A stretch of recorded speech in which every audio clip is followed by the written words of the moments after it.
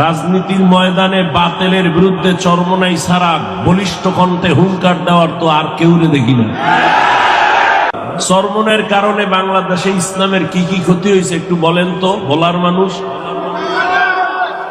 কি? পিছনওয়ালারা কথা কন না কেন? বোবা শয়তান হইয়েন না, সত্যটা বলেন। খালি হাত উঠায় আমাকে ইশারা দেন, আমি কাছে আনবো। নিরাপত্তার কোনো পেরেশানি নেই। চরমনের কারণে এই দেশ ইসলামের কি ক্ষতি হয়েছে বলেন? সবাই একমত?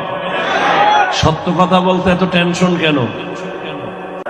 রাজনীতির ময়দানে বাতিলের বিরুদ্ধে চরমনাই ছাড়া বলিষ্ঠ কণ্ঠে হুঙ্কার দেওয়ার তো আর কেউ দেখি না।